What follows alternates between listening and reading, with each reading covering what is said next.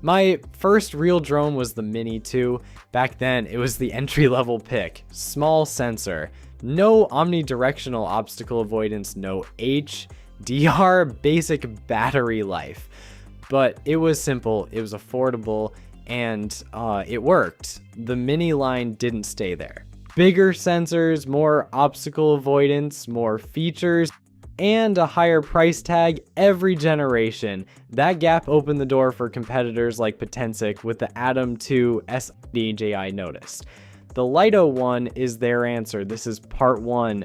Flight, camera, smart features, transmission, battery, and the controller. Part 2 covers obstacle avoidance and follow mode in full. Let's get into it. The Lido one surprised me in the air. 18 meters per second max horizontal speed, 7 meters per second ascent and descent. These numbers create a clear gap over the Atom 2S and the older Mini series. Compare it to the Mini 5 Pro. Both break at 16 meters per second, and real-world stopping distance is similar. The smaller motors don't drag performance down in any meaningful way. For what this drone costs, it doesn't fly like an entry-level machine. 04 transmission, 1080p 60 over the video link. Step up from the Atom 2S's 1080p 30. In an open suburban area, range is limited by battery, not signal. I flew out to 6,200 meters before turning around, landed at 21% battery. The return to home strategy is conservative, which I don't mind. 04 compatibility also means if you already own an RC2 or another 04 controller, you're not buying a new one. That matters. 48 megapixel, 1/2 inch sensor. Same class as the Neo 2 and the Atom 2S, but the Lido one shoots 4K 60. The Atom 2S caps at 4K 30. That difference matters for smart features and slow motion. More on that in a moment. In daylight, first look footage is genuinely decent. Clean, sharp, no glaring issue, but there's no D-Log-M and no HLG. Color grading room is limited. Workable, just a different workflow than what DJI's higher-end drones allow. Low light is where the physics catch up. A 1/2 inch sensor has hard limits. Light 1 versus Lido X1. Yeah, you see the gap. Add the Mini 5 Pro as a third comparison point and it becomes obvious. This is not unique to the Lido one. It's the honest answer for this sensor class. One more thing, in certain shooting angles, a bright hot spot appears in frame. Less visible on static shots, but during an orbit in focus mode, the flare moves across the frame. Worth knowing before you plan your shots. The story here splits in two, depending on what you're comparing the Lido one against. Against the Mini 4K and Atom 2S, the Lido one wins completely, not close. Against the Mini 5 Pro, it's more complicated. All the standard quick shots are here. Droney, rocket, circle, helix, boomerang, asteroid. And because the Lido one shoots 4K 60 instead of 30, these modes look noticeably better. Smoother output, more cinematic feel. Catch, asteroid mode currently only renders at 1080p 30. That's consistent across the DJI lineup, including the Mini 5 Pro and Mavic 4 Pro, so it's not a Lido specific issue, but it's still frustrating. Where the Lito one creates real separation from the Atom 2S, focus track and master shots. Focus track combined with cruise control opens up compound movements. The drone holds the subject while executing a programmed path. At this price, nothing from the competition does this. Master Shots gives you automated flight templates when you don't know what to shoot.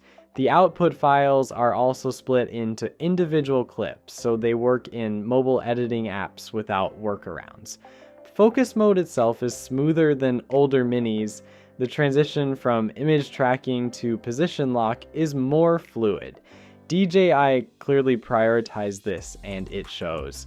Hyperlapse is here too. That alone beats the Mini 4K and Atom 2S, neither of which can do automated hyperlapse. The limitation, in-drone rendering caps at 1080p. The output also defaults to 25 frames per second with no option to change to 24 or 30. And the Focus UI still doesn't show the focus frame during hyperlapse recording. These are known issues across the DJI lineup, minor but real. No waypoint mission planning. For most buyers at this price point, that's probably fine. Follow mode gets its own full breakdown in part 2. Short version, the Lido one has it, the Atom 2S doesn't. That gap alone is significant. It's not as advanced as the Mini Pro series, like no automatic cinematic moves, no 3 subject templates, limited vehicle and boat tracking options. But having it beats not having it. At this price tier, the Lido series is the only new drone offering it, full coverage in part 2. USB-C wired to a computer while powered off, around 40 megabytes per second.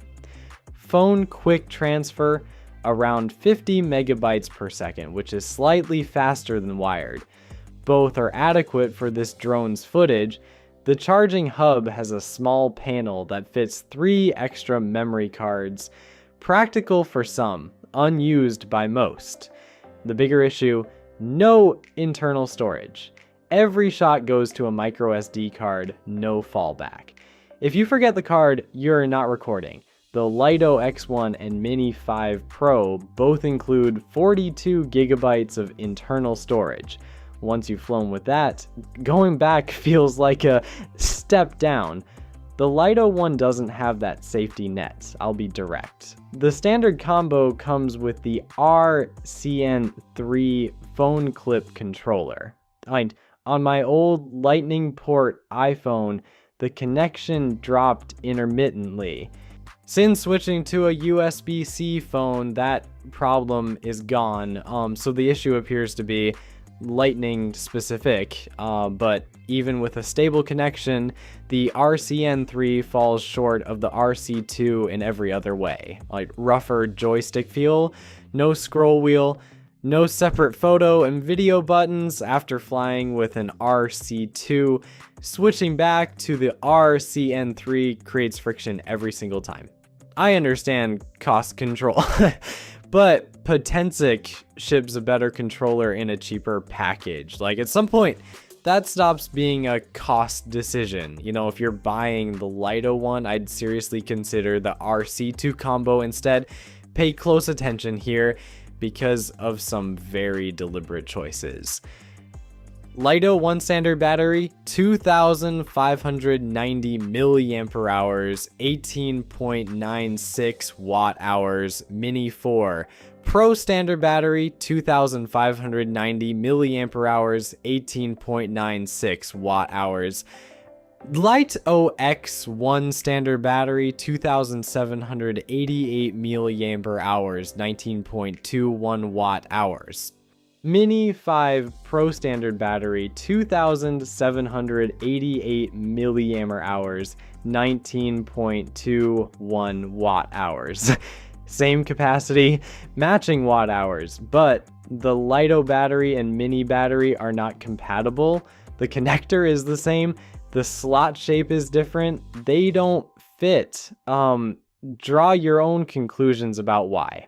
What it means practically, if you upgrade from the Lito to the Mini 5 Pro, your existing batteries are useless for the new drone, and buying 3 Mini 5 Pro standard batteries plus a charging hub is not cheap. Now, actual flight time. My testing with the standard battery, around 26 minutes. The Mini 4 Pro with the same capacity returns about 22 minutes. The Mini 5 Pro with its standard battery around 23 minutes. The Lido one is outperforming both. That's efficient power management and it's a genuine win. I didn't have the extended battery for this review. That comparison is coming in a future video. No ND filter support, no lens accessories. For most buyers at this price point, that's fine. At 4K 60, footage stays smooth in bright conditions without them. Anyone who genuinely needs ND control is probably shopping at a different tier. Worth knowing, not worth worrying about. One sentence. The Lito One is the best drone available in the entry-level price tier, built through deliberate surgical trade-offs. The cuts are real. No D-Log-M battery incompatibility with the mini line, our CN3 feel, no internal storage, 1080p hyperlapse rendering. You can make a list, but look at what you're getting. Flight performance that outclasses the Atom 2S, 04 transmission with 1080p 60 video link, real smart features, focus track, master shots, hyperlapse, follow mode, at a price where none of that existed before. And real-world flight time of 26 minutes that outperforms drones with technically identical batteries. DJI has a unique position in this market. They can push software from premium drones down into entry-level products whenever they want. That pressure alone reshapes what competitors can offer. The Atom 2S can't match this. So is the Lido One a good drone? Yes. The right choice at this price point? Yes. Does it excite me? That's a different question. A product this deliberately engineered doesn't leave much room for surprise, and every decision feels calculated, nothing feels generous. But it doesn't have to be exciting to be the right answer. Part 2. Obstacle avoidance and follow mode, that is coming soon. If you're sitting on a purchase decision right now, wait for it. That's the video that'll tell you whether the follow system is actually trustworthy for your use case. Something to think about.